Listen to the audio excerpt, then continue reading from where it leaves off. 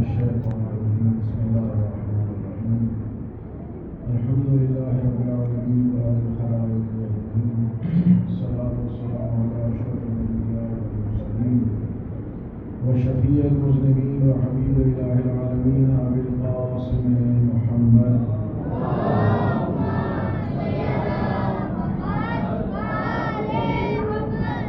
وأهل بيته الطيبين الطاهرين المعصومين المظلومين ولعنة الله على أعدائهم أجمعين أما بعد فقد قال الله الحكيم بسم الله الرحمن الرحيم إنما يخشى الله من عباده العلماء صلوات محمد وعلى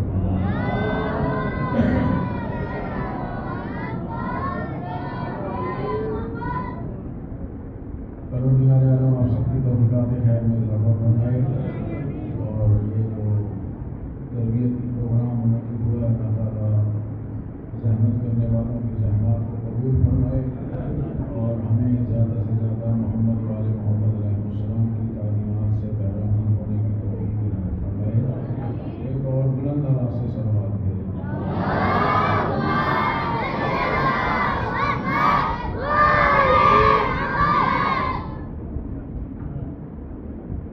انسان کے لیے سب سے زیادہ جو چیز ضروری ہے وہ تربیت ہے اور تعلیم. توجہ فرمائیں گے بچے خاص طور پر زیادہ زحمت کے لیے انسان کی شناخت دولت سے نہیں ہوتی کہ جس کے پاس زیادہ دولت ہو اس کو انسان سمجھا جائے. انسان کی شناخت کسی عہدے یا منصب سے نہیں ہوتی. انسان کی شناخت کسی مرتبے سے نہیں ہوتی. انسان کی شناخت اس کی تعلیم اور تربیت سے ہوتی ہے اور تعلیم سے پہلے تربیت ہے. ہم اپنی ترکیب میں استعمال کرتے ہیں تعلیم و تربیت، لیکن در حقیقت ہے تربیت و تعلیم. ہم اسی سے بیٹھے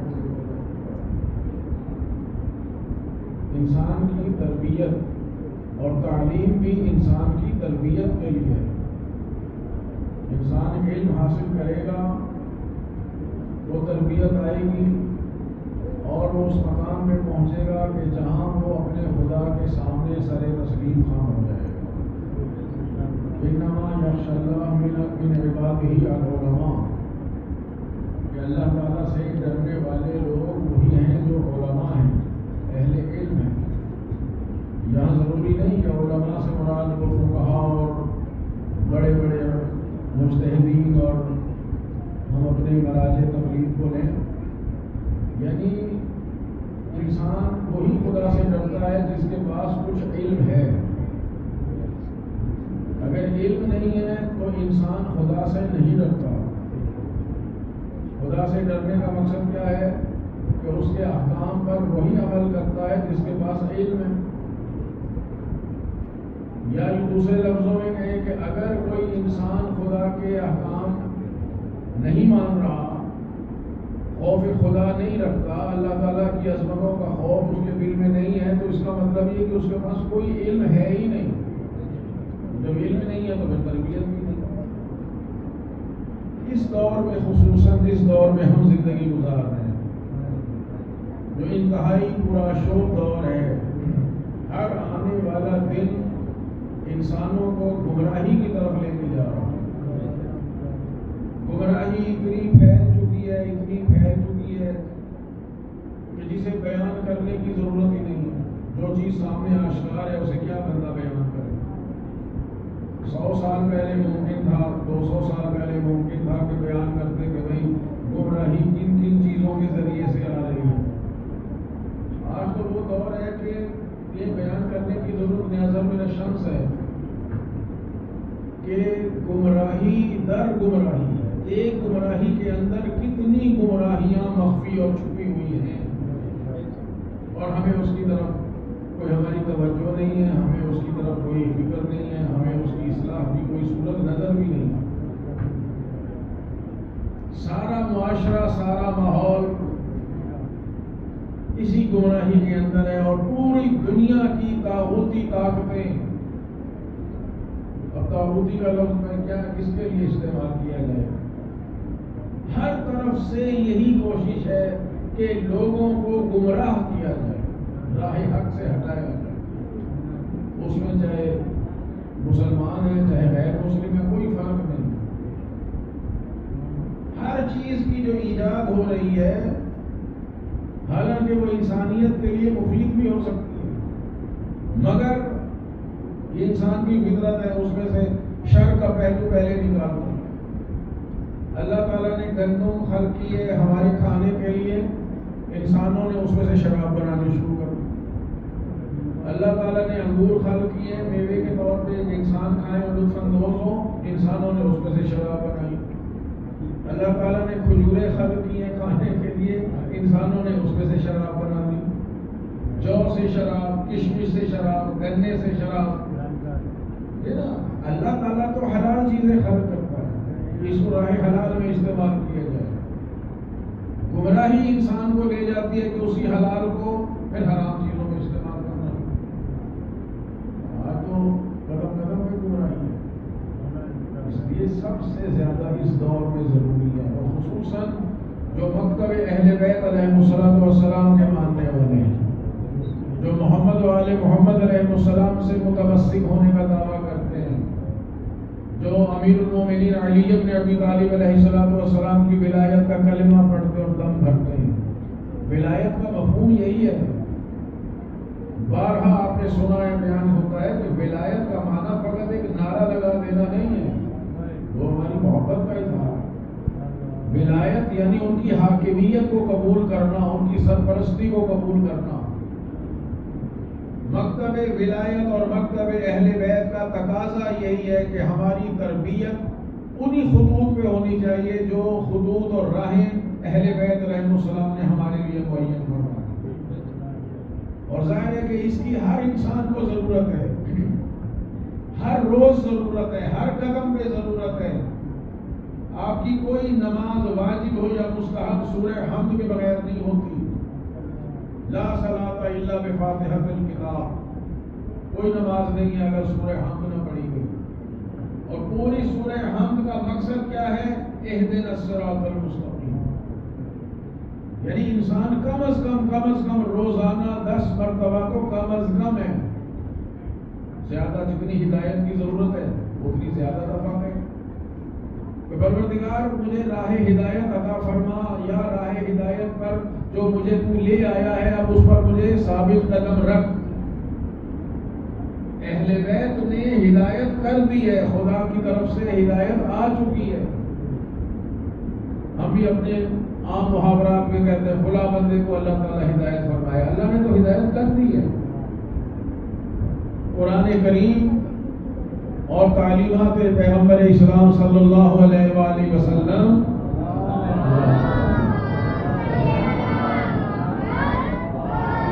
اور معصومین علیہ السلام کی جتنی تعلیمات ہے یہی ہدایت ہے. ہدایت کو جب آسمان سے کوئی نئی چیز نازل نہیں ہوگی، یہی قرآن اور اہل بیت، قرآن اور سنت ائمہ طاہرین اور رسول خدا، یہی ہدایت ہے. اور ہر انسان کا فریضہ ہے کہ انہیں حاصل کریں. طلب العلم فریضۃ علی کل مسلم. بعض میں مسلمہ بھی ہے لیکن وہ مسلم میں مسلمات بھی آ جاتی ہیں. ہر مسلمان مرد اور عورت پر علم حاصل کرنا واجب اور فرض قرار دیا ہے. اور علم کی اساس یہی قرآن اور اہل بیت ہے.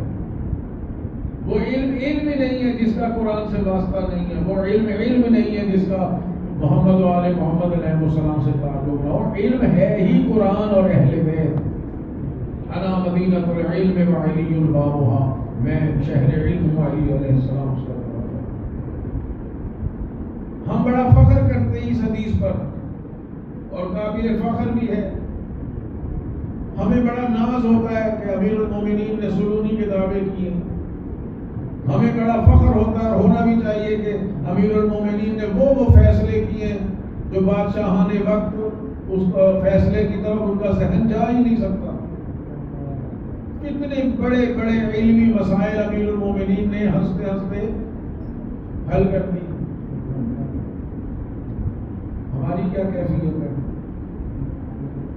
اصل چیز یہ ہوتا ہے کہ میں کس مقام پہ رکا ہوا ہوں، میں کہاں پہ ٹھہرا ہوا ہوں. اس پورے علم آل محمد میں ہماری کیا حیثیت ہے، ہمارا کیا مقام ہے؟ ہر انسان کو ہر دور میں زندگی کے ہر لمحے میں اس رہنمائی کی ضرورت ہے۔ یہ ٹھیک ہے کہ تعلیم کا آغاز ہم بچپن سے کرتے ہیں، اس لیے کہ العلم فی الصغر کالنقش علی الحجر، بچپن میں جو علم ہے وہ پھر پتھر پہ لکیر بن جاتی ہے۔ العلم فی الکبر کالنقش علی الماء، بڑھاپے میں اگر کوئی پڑھنا شروع کرے گا پھر ایسے ہی ہے جیسے پانی کے اوپر کوئی تحریر لکھی، لیکن وہ حدیث جو کہہ رہی ہے کہ ہر ایک پر فرض، حلال اور حرام کے مسائل سیکھنا ہر دور میں واجب ہے۔ علم کا آغاز جو کا بچپن سے کیا، لیکن حلال اور حرام کے مسائل سیکھنے کے لیے عمر کی کوئی قید نہیں ہے۔ ایک شخص امام جعفر صادق علیہ السلام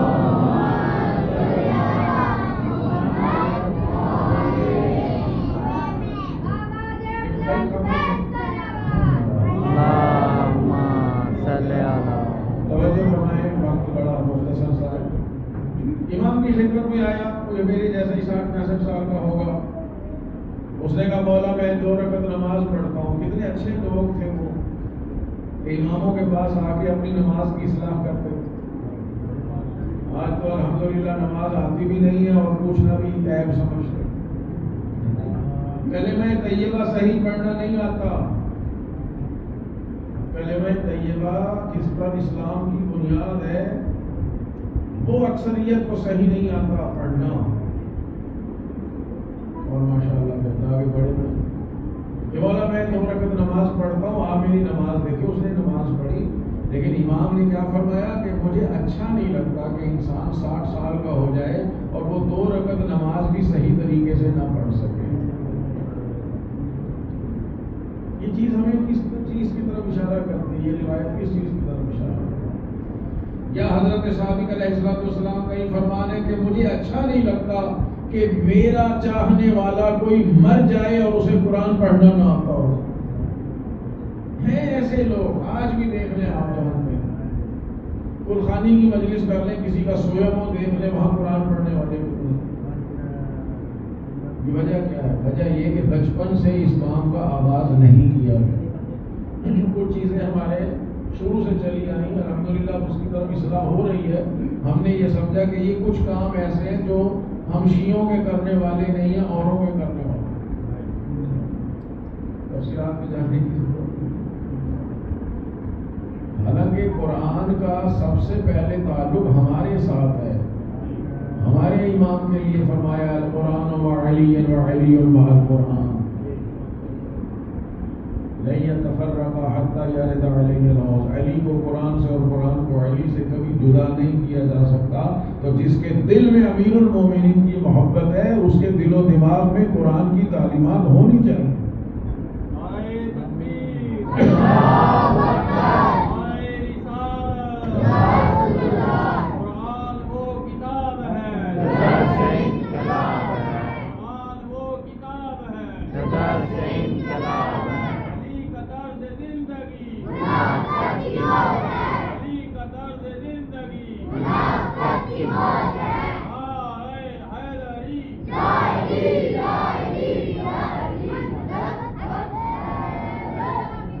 تعلیمات اہل بیت کے 2 ذریعے ہیں، توجہ فرمائیں، 2 ہی ذریعے ہیں، مسجد اور مجلس، سب کے لیے۔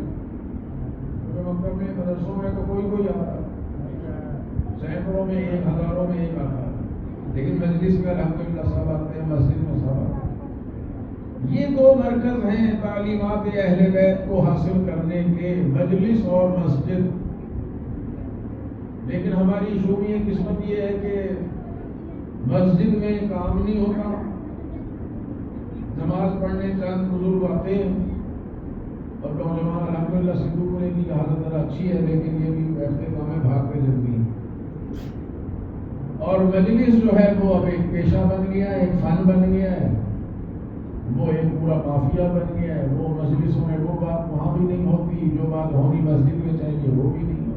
ہمارا المیہ یہ ہے کہ ہماری مجلسیں کمرشل ہو گئی ہیں، وہاں پیسے کی بات ہے اور مسجدیں جو ہیں وہ صرف ایک فریضہ ادا کرنے ایک رسم ادا کر رہے ہیں کہ 5 نمازیں ہم نے پڑھنی ہیں، وہ بھی رعایت ہو گئی ہے، 3 وقت میں پڑھنی ہے، جلدی جلدی پڑھے، چند لوگ اپنے گھر جائیں مسجد کو تعلق کریں۔ ورنہ یہ مسجد اصل میں یونیورسٹی ہے، یہ مسجد الحمدللہ ہمارا کالج ہے، یہ ہمارا سکول ہے، یہ ہمارا مکتب ہے، مدرسہ ہے۔ بہرحال میں بات کو زیادہ دور نہ دوں، سمیٹوں مسئلے کو، کہ بہترین کام ہے یہ بچوں کی تربیت، اور اس میں بڑے بھی فائدہ اٹھائیں۔ اور دیکھیں ہم مسلمان ملک میں رہ رہے ہیں، اسلامی معاشرے میں جیسے کیسے بھی ہیں، مسلمان ملک ہے پاکستان، ہمارے سے زیادہ اپنے بچوں کی فکر ان کو ہے جو یورپ میں رہ رہے ہیں، جو امریکہ میں رہ رہے ہیں۔ وہاں سے سسٹم شروع ہوا ہے سنڈے اسکول کا، کہ اتوار والے دن بچوں کو ماں باپ لے کے آتے ہیں، وہاں کے علماء جتنے بھی وہاں میسر ہیں انہوں نے بڑی زحمت کی ہے کہ بچوں کے لیے اور بچوں کو ساتھ لانے والے ماں باپ کے لیے بھی انہوں نے درس کا نظام رکھا ہے کہ 2 گھنٹے 1 گھنٹہ جو ہے اس میں وہ ماں باپ کو بھی حلال اور حرام کے مسائل سکھائیں گے۔ یعنی لندن میں رہتے ہوئے، نیو یارک میں رہتے ہوئے، نیو جرسی میں رہتے ہوئے لوگوں کو کفن پہنانا، مسمیت کو غسل دینا، دفنانا، تلقین، نماز جنازہ سب کچھ آتی ہے، کتنی بڑی بات ہے۔ ہمارے یہاں معاشرے میں اکثریت کو میت کو غسل دینا ہی نہیں ہے، اور بھی صاحب کو بنایا یا مولانا ماسٹر احمد صاحب کو بنائے، جی وراثت کوئی لے جائے غسل یہ دینا، جن کا مر گیا وہ غسل دے۔ وجہ کیا ہے؟ ہم نے کام نہیں کیا۔ ہر شہر میں سنڈے اسکول ہونا چاہیے، ہر شہر میں ہفتے میں کم از کم 1 دن چھٹی کا جو دن ہے اس میں بچوں کے لیے، جس میں بڑے بھی آئیں، اسی طرح کام شروع ہوتا ہے۔ ہمارے عزیزوں نے بڑا اچھا کام کیا ہے، پچھلے سال بھی تھا، اس سال بھی، اور انشاءاللہ میں کوشش ہے ہماری کہ اگلے سال ہم اس کو اپنے مدرسے میں شفٹ کریں۔ کم از کم 15 دن یہ بچے مدرسے کے ماحول میں رہیں، 24 گھنٹے وہاں رہیں، تاکہ ایک مدرسے کا ایک علمی ماحول ان کو بھی اثر آئے گا۔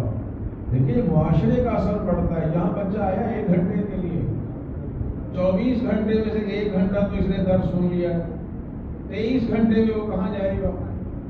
اسی معاشرے میں واپس چلے جائے گا۔ چھوٹے چھوٹے بچے جو بڑے میں بھول گئے، لیکن جب کم از کم 10-15 دن ایک ماحول میں رہیں گے تو ان کی زندگی میں، ان کی تعلیمات میں، ان کی معلومات میں بڑا فرق ہے۔ انشاءاللہ آپ لوگ تعاون فرمائیں گے۔ اور پھر یاد رکھیں، میں والدین سے خطاب کر رہا ہوں کہ اس دور میں ہر انسان پر واجب ہے کہ اپنے بچوں میں علم دین کو راسخ کرائیں، انہیں ڈاکٹر بھی بنائیں، انہیں انجینئر بھی بنائیں، انہیں قانون جاننے والا بھی بنائیں، انہیں پروفیسر بھی بنائیں، انہیں سائنسدان بھی بنائیں۔ ہمارا مکتب وہ ہے کہ ہر علم میں علی کا ماننے والا آگے آگے ہو۔ دنیا کا کوئی انسان کسی بھی علمی میدان میں شیعوں سے آگے نہیں ہونا چاہیے، کیونکہ ہم باب مدینۃ العلم سے متمسک ہیں۔ تو وہاں ضروری ہے کہ ہمارے پاس علماء بھی تو ہوں۔ آج عالمیہ ہے، ہمارے پاس علماء نہیں ہیں۔ آپ غور فرمائیں، یہ ان کو نہ دیکھیں جو سٹیج پہ آگے کمرشلائزیشن کر دیا انہوں نے سارا کاروبار، یہ علماء نہیں ہیں۔ جو راتوں رات کسی کے پاس علم نہیں آتا، جو رات کو سوئے اور صبح کو علامہ بنا اٹھے، اسے پھر جناب جبرائیل آ کے علم دے کے گئے ہو۔ علم ایسی چیز نہیں ہے، یہ ائمہ طاہرین کی شان ہے کہ اللہ تعالیٰ انہیں علم لدنی عطا فرماتا ہے، یہ انبیاء کی شان ہے، ہمارے جیسے عام انسان کی یہ شان نہیں۔ ہمیں پڑھنا پڑتا ہے، ہمیں زندگی لگانی پڑتی ہے۔ بچہ ڈاکٹر نہیں بنتا، انجینئر نہیں بنتا جب تک سال ہر سال اپنے وقت کو پڑھنے پڑھانے میں صرف نہ کرے۔ جو دنیا کا بنایا ہوا علم ہے، جو آل محمد کا بنایا ہوا اور اللہ کا دیا ہوا علم ہے، اس کے لیے کتنی محنت کی ضرورت ہوگی۔ ایک فقیہ اگر بنتا ہے، ایک مجتہد آپ کے مذہب میں بنتا ہے نا، اس کے پاس دنیا کا ہر علم ہوتا ہے۔ ایسی بات نہیں سمجھے میں علماء کو بصرف و نحواتی ہوگی، ضرب یضرب کے چکر میں ہوگی۔ ہمارے پاس الحمدللہ امام صادق علیہ السلام نے اس دور میں جو ادارہ علمی بنایا، یونیورسٹی بنائی، انگریزوں نے کہا 500 علوم پڑھائے جاتے تھے۔ آج ہمیں بڑے بڑے علماء کی ضرورت ہے۔ ہمارے اپنے ملک میں لوگ نہیں ملتے، مسجدوں کے لیے امام جماعت نہیں ملتے، علماء کی کمی ہے، قحط الرجال ہے۔ ایران نے دیکھے کتنا کام کیا ہے۔ ابھی چند دن پہلے بھی رہبر معظم نے علماء اللہ سے خطاب فرمایا ہے، اس معاشرے میں وہ فرما رہے ہیں ہمارے پاس علماء کی کمی ہے۔ ابھی ایک نشر ہوئی ہے ایک رہبر معظم کی، یہ بالکل نئی تقریر ہے جو محرم سے پہلے ہر سال فرماتے ہیں۔ انہوں نے کہا میں اس فکر میں مبتلا ہوں کہ ہمارے ہاں تبلیغ نہیں ہو رہی۔ اب دیکھیں ایرانی ماحول میں جہاں یہ جمہوری اسلامی ہے، شیعہ حکومت ہے، علماء کا مرکز ہے، قم ہے، مشہد مقدس ہے، ہر شہر میں وہاں حوزہ علمیہ ہے، تہران میں کتنے حوزہ علمیہ ہیں، اس کے باوجود وہ فرما رہے ہیں کہ ہمارے ہاں تبلیغات کی کمی ہے اور میں فکر مند ہوں۔ تو ہم کہاں جائیں؟ ہمارے پاس تو کوئی ایسا ہے ہی نہیں سسٹم۔ ہم نے ذکر اہل بیت کو روزی روٹی کا ذریعہ بنایا ہے، تو پھر روزی روٹی جب آ جائے گی درمیان میں، جب جیب بھرنا اور بینک بیلنس بنانا اور جناب میرے پاس اچھی سے اچھی گاڑی آ جائے، جب یہ فکر ہوگی تو معاف کرنا اہل بیت کے دین کی خدمت نہیں ہو سکتی، پھر بندہ اپنے پیٹ پوجا میں لگا رہے۔ ہمیں ایسے مخلص لوگوں کی ضرورت ہے جو چاہے فاقے برداشت کریں، چاہے غربت کو برداشت کریں، مگر حق گوئی ہو، بے باکی ہو، محمد و آل محمد کے دین کی خدمت ہو۔ اور وہ عرش سے نہیں آئیں گے، وہ کسی اور ملک سے نہیں آئیں گے، وہ اسی معاشرے سے آئیں گے۔ ہر بندے سے امام زمان نے آگے پوچھنا ہے، ہر بندے سے۔ یہ تصور ذہن سے نکال دے فقط مولویوں کو، میرے جیسوں کو بھی پکڑ لے اور بڑے علماء کو بھی پکڑ لے، نہیں، ہر بندے کو امام زمان نے پوچھنا ہے، چاہے وہ زندہ ہوں گے یا مر چکے ہوں گے، ہر ایک سے پوچھیں گے تم بتاؤ غیبت میں تم نے میرے مذہب اور میرے دین کی کیا خدمت کی؟ کلکم راع وکلکم مسئول عن رعیتہ، ہر بندے کی ذمہ داری ہے جس سے اس کی ذمہ داری کے بارے میں پوچھا جائے گا۔ ہر ایک سے پوچھے گا امام، ہر ایک سے پوچھیں گے رسول خدا، ہر ایک سے پوچھے گا پروردگار عالم کہ تم بتاؤ تم نے میرے دین کی کیا خدمت کی تھی۔ ہم اپنا بچہ دین پڑھانے کو تیار نہیں ہوتے۔ محبت بہت ہے اہل بیت سے، میری بات مجھے ناراض ہوں گے بھی تو میں نے تو یہ باتیں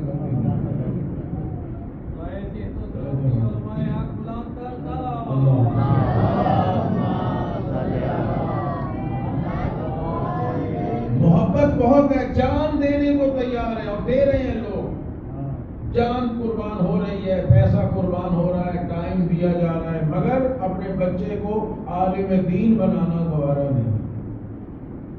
کتنے علاقوں میں خود گیا ہوں، گاؤں دیہاتوں میں، بھائی تمہارا بچہ اسکول بھی نہیں پڑھ رہا، تمہارا بچہ کہیں بھی نہیں پڑھ رہا، آوارہ گلیوں میں پھر رہا ہے، مدرسے میں بھیجیں، ہم اس کو دنیا کی تعلیم بھی دیں گے، اسے دین کی تعلیم بھی دیں گے، دینی تعلیم میں الحمدللہ اچھا چلے گا تو ہم اس کے اسکول کالج کی جو یہ میٹرک ایف اے کی فیسیں ہیں وہ بھی بھریں گے، آپ لوگ کوئی خرچہ نہیں آئے گا، مگر مدرسے میں بھیجنے کو تیار نہیں۔ اہل بیت میں جان بھی قربان ہے اور بچہ جو ہے ان کی تعلیمات سے مزین کرنے کے لیے بھیجنے کو تیار نہیں۔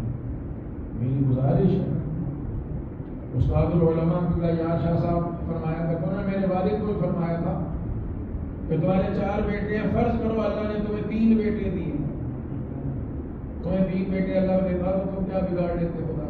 اب تمہیں 4 دے دیے تو یہی کہو گے 1/4 جو ہے ہم 3 کے حوالے کریں۔ میں کہتا ہوں جن کو اللہ تعالیٰ نے فرزند عطا فرمائے ہیں، اگر کئی بیٹے ہیں، ایک کو دینی تعلیم دیں، ایک کو دنیاوی تعلیم دیں، جو کچھ بنا سکتے ہیں آپ بنائیں، بچوں کو بنائیں، خدا کی قسم، ڈاکٹر بنائیں، انجینئر بنائیں، وکیل بنائیں، پروفیسر بنائیں، جو کچھ بنا سکتے ہیں بنائیں، مگر ان میں ایک علم دین والا بھی ہو تاکہ ہم اپنے دین کی بھی خدمت کر سکیں، اور وہ انہی میں سے آئیں گے، کوئی کسی اور ملک سے نہیں آئیں گے۔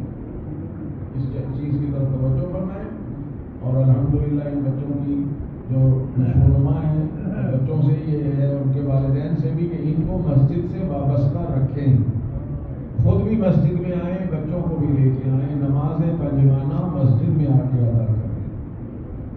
ان بچوں کی تعلیم پر جو آپ محنت کر رہے ہیں، ان کے اساتذہ جنہوں نے یہ خدمات انجام دی، اللہ ان کی خدمات کو قبول فرمائے اور ان کی توفیقات میں اضافہ فرمائے۔ یہ ضائع نہیں ہونا چاہیے، یہ ایک ورک شاپ ہے جو ہونی چاہیے، اور اگر کوشش کریں ہر ہفتے 1 گھنٹے کی کلاس انہیں بچوں کے لیے ہو، اور بھی جو نہیں آئے ان کو بھی لایا جائے، اور بڑوں کے لیے بھی یہ سسٹم ہونا چاہیے۔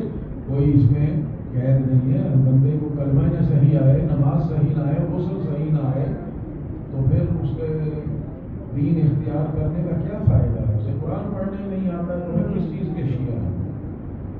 لہٰذا سب پر یہ لازم ہے، اور بچپن سے یہ کام ہو تو سبحان اللہ ہے، اور اگر بچپن سے نہیں ہوا ہے، بڑوں میں سے کوئی ہے ایسا، تو کوئی شرم کی محسوس کرنے کی ضرورت نہیں ہے۔ شرعی مسائل میں کوئی شرم نہیں ہوتی ہے، بندے کی شادی ہو جاتی ہے اسے غسل کرنا ہی نہیں آتا، نماز نہیں آتی ہے، تو کیا جواب دیں گے خداوند عالم؟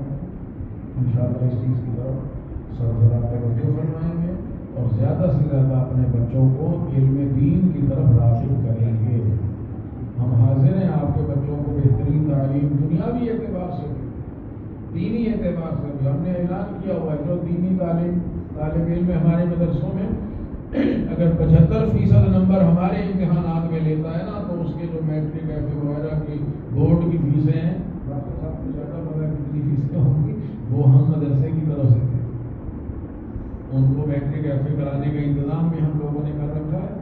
تو بہرحال یہ الحمدللہ مدارس میں بھی تبدیلی آ گئی ہے، تو آپ لوگ بھی تھوڑی سی تبدیلی اپنی زندگیوں میں اور روش میں لے کے آئیں کہ گھر کا ماحول بھی مذہبی بنائیں۔ خود بھی مذہبی ہیں الحمدللہ، لیکن ماحول مذہبی بنانا زیادہ ضروری ہے، تاکہ اس مذہبی اور تشیع والے ماحول میں جب بچے پرورش پائیں گے تو وہ انشاءاللہ مستقبل میں بہترین امیر المومنین کے بہترین شیعہ بنیں گے۔